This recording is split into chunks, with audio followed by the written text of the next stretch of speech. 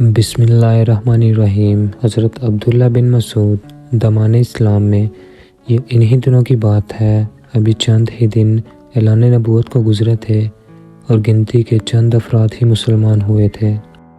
جو 6-7 لوگ مسلمان ہوئے تھے وہ بھی چھپ چھپ کر نمازیں ادا کرتے تھے۔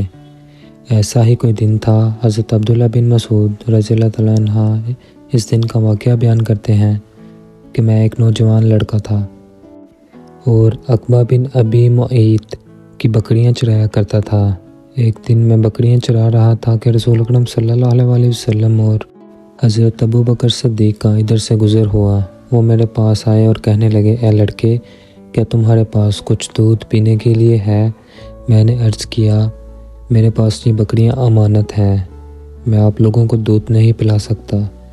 رسول اکرم صلی اللہ علیہ وسلم نے ارشاد فرمایا، کیا تمہارے پاس کوئی ایسی بکری ہے جس نے ابھی بچہ نہیں جنا؟ میں نے عرض کیا، جی ہے۔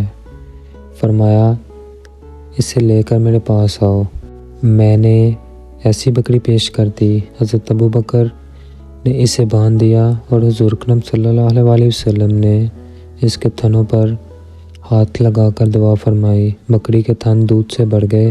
حضرت ابوبکر کہیں سے پیالے جیسا ایک پتھر اٹھا کر لائے، اس میں بکری کا دودھ نکالا۔ پہلے آپ صلی اللہ علیہ وسلم نے دودھ پیا، پھر ابوبکر نے پیا، پھر میں نے پیا۔ اس کے بعد رسول اللہ صلی اللہ علیہ وسلم نے بکری کے تھن سے مخاطب ہو کر فرمایا، اے تھن سکڑ جا۔ وہ تھن ایسے ہی ہو گئے جیسے تھے۔